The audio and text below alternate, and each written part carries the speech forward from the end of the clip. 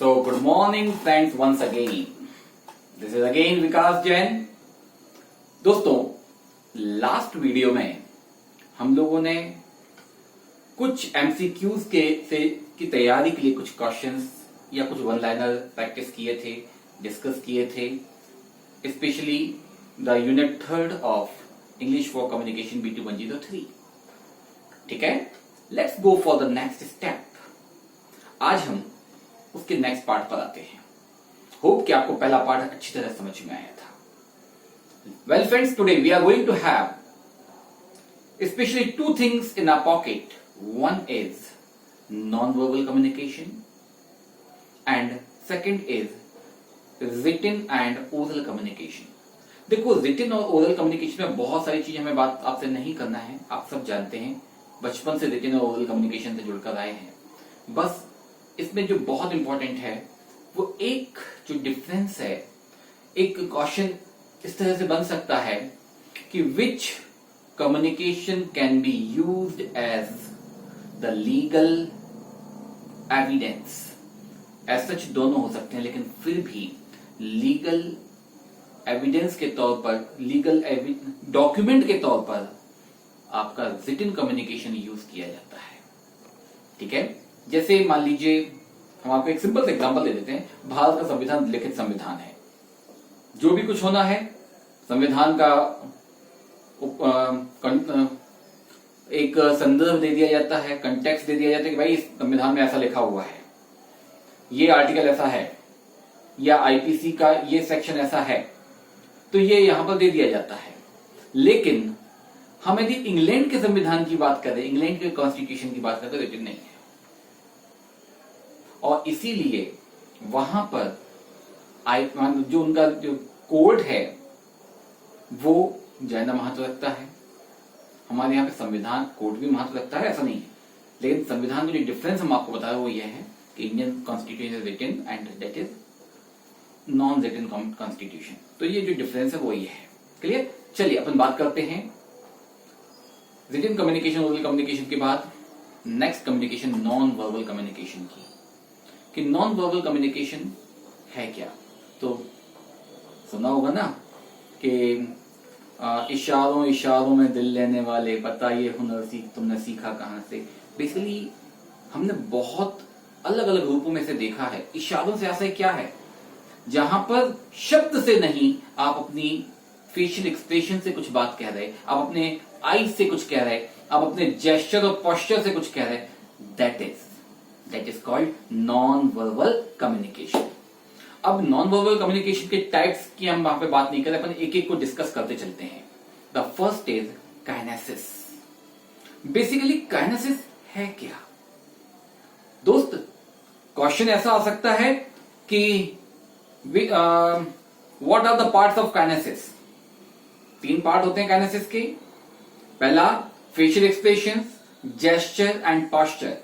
अब gesture gesture वो दोनों प्रोनाउंसिएशन मिलते हैं, तो don't go for the pronunciation. Gesture और जेस्चर दोनों मिलता है. ठीक है, तो फेशियल एक्सप्रेशन, गेस्चर और जेस्चर एंड पोस्चर. अब 3 ऑप्शन आ गए हमारे सामने कि इनमें से कौन कौन से नॉन वर्बल कम्युनिकेशंस हैं, या काइनेसिस क्या है, काइनेसिस के कौन कौन से पार्ट्स हैं. चौथा कुछ और भी दे दिया तो that is not the part. तो एक क्वेश्चन ये बनता है. दूसरा क्वेश्चन ये बन सकता है कि what is gesture. What is gesture. अब आपके सामने जेस्चर का एक्सप्लेन करने के लिए डेफिनेशन बनाकर रखी जा सकती है 4, या फिर एक डेफिनेशन देकर पूछा जा सकता है कि विच इज दिस. तो जेस्चर में आपका फेशियल एक्सप्रेशन है नहीं. फेशियल एक्सप्रेशन हम पहले ही बात कर चुके हैं कि फेशियल एक्सप्रेशन अलग है, गेस्चर और पोस्चर अलग है. अब जो हम बात कर रहे हैं कि गेस्चर है क्या, तो दोस्त गेस्चर बेसिकली आपके हैंड मूवमेंट्स को कहा जाता है. हम बात करते समय अपनी बात को प्रभाव उत्पन्न करने के लिए अपने जो हैंड मूवमेंट्स करते हैं, जो अपनी बात को एम्फेसाइज करने के लिए हाथों का मूवमेंट किया जाता है, that is called gesture. Posture आपका बैठना, आपका खड़े होना और आपका चलना. आपका बैठना, खड़े होना और आपका चलना इज कॉल्ड पॉस्चर। जैसे आपने अक्सर देखा होगा इस लॉकडाउन के समय में अक्सर डॉक्टर्स इस बात को लेकर बहुत कंसर्न हैं कि लोगों के पॉस्चर बिगड़ रहे हैं, क्योंकि दिन भर बिस्तर पे बैठ के, पलंग पे बैठ के पढ़ाई करते हैं या काम करते हैं, तो अब उन्हें बैक पेन की समस्याएं हो सकती हैं। This is basically the problem related to the posture. तो 3 चीजें आ गई, क्लियर है? तो this is the part of kinesis. अगला है ऑक्यूलेसिस। वर्ड ध्यान से समझना, oculesis. Basically it is study of movements during the communication. और काय के मूवमेंट्स की? आईज का मूवमेंट। अक्सर आपने सुना होगा कि इंटरव्यू के लिए कहा जाता है कि जब आप आंसर दें तो उसकी आंखों में आंखें डालकर दें, तो उसके चेहरे की तरफ देख कर दें। अरे आंखों में आंखें डालना भूलना नहीं है भैया, ध्यान रखना, ठीक है? Just have a proper eye contact but don't start staring और gazing the person. So make sure. So properly the science of eye movement is called oculesis. Clear? Next, haptics. Haptics का अर्थ होता है the study of touch. Touch से ऐसे shoulder को छू लेना, आपका शेक हैंड करने का तरीका। The study of touch is called haptics. दोस्त, कहीं कोई डाउट हो तो आप बिल्कुल हमसे पूछ लें। तो that is basically the study of touch. Next word है प्रोक्सीमिक्स। प्रोक्सीमिक्स, PROXEMICS, प्रोक्सीमिक्स। बेसिकली ये बहुत टेक्निकल सा है और आजकल बड़े चर्चा में है ये वर्ड। हाँ, सोशल डिस्टेंसिंग, हाँ इसी का पार्ट है भाई। Basically the distance in the communication is called proxemics. और इसमें 4 तरह की डिस्टेंस की बात की जाती है। इंटीमेट डिस्टेंस, पर्सनल डिस्टेंस, फिर सोशल डिस्टेंस और फिर पब्लिक डिस्टेंस। दोस्त, कभी कभी डिस्टेंस भी पूछ ली जाती है कि कितनी, कौन सी डिस्टेंस में क्या कहलाता है। तो प्लस माइनस थोड़ा सा मार्जिन ले लें आप, 5 से 10% का। Normally less than 45 centimetre is called intimate distance. Less than 45 centimeter is called intimate distance. Then 45 centimetre से लेकर 120 सेंटीमीटर तक, the distance from 45 centimeter to 120 centimeter is called personal distance. 2 गज की दूरी, मास्क खरीदनी जरूरी। ये 2 गज की दूरी, हाँ 120 सेंटीमीटर से लेकर 360 centimetre is called social distance, जो बड़े चर्चा में है, सोशल डिस्टेंसिंग। तो 120 सेंटीमीटर से 360 सेंटीमीटर का डिस्टेंस है, कहलाता है social distance. Then comes public distance. Public distance means कोई व्यक्ति स्पीच दे रहा है, ऑडियंस नीचे बैठी हुई है, वो जो डिस्टेंस है मोर देन 360 सेंटीमीटर, लगभग 3.5 मीटर से ज्यादा की जो डिस्टेंस है, that is called public distance. Clear हुआ? पक्का?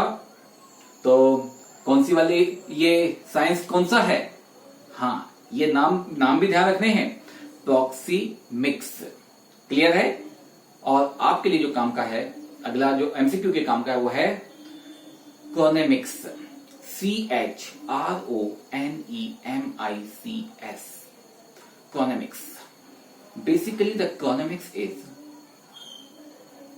the effectiveness due to the timing। आपके टाइमिंग के कारण, या जो टाइमिंग का जिसमें जिसमें टाइमिंग का डिस्कशन किया जाता है, या जिसमें स्टडी की जाती है कि इस कौन सी कम्युनिकेशन किस समय सबसे ज्यादा इफेक्टिव होगी, किस टाइम पर सबसे ज्यादा इफेक्टिव होगी। भाई सोचकर देखिए कि कोई मीटिंग सुबह 5 बजे क्यों नहीं रख ली जाती है। नॉर्मली जो मीटिंग्स रखी जाती हैं, बोर्ड ऑफ डायरेक्टर्स की मीटिंग या इस तरह की मीटिंग्स, या तो अर्ली आवर्स में रखी जाएंगी या लंच के बाद रखी जाएंगी। अब व्यक्ति को भूख लग रही है और आपने मीटिंग रख दी, अब वो उसके लंच का टाइम हो रहा है, वो उसका मन नहीं लगेगा। तो इसलिए किसी भी कम्युनिकेशन की इफेक्टिवनेस में उसकी टाइमिंग भी बहुत इंपॉर्टेंट होती है। तो जब जिसके अंतर्गत हम टाइमिंग की स्टडी करते हैं कम्युनिकेशन के संदर्भ में, that is called chronemics. Clear है? ये है आपके काम से जुड़ा हुआ नॉन वर्बल कम्युनिकेशन।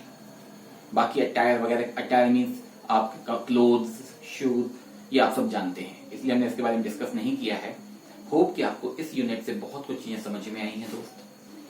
ठीक है, हम जल्दी ही आपकी अगली यूनिट से जुड़े हुए कुछ एमसीक्यूज या वन लाइनर लेकर आएंगे ताकि आप अपनी तैयारी बिल्कुल इत्मीनान से कर सकें। तो by the time enjoy studying और ध्यान से पढ़ना, बहुत अच्छी तरह समझना और अपने इस चैनल को सब्सक्राइब जरूर कर लेना। तो by the time have a very good day, enjoy yourself.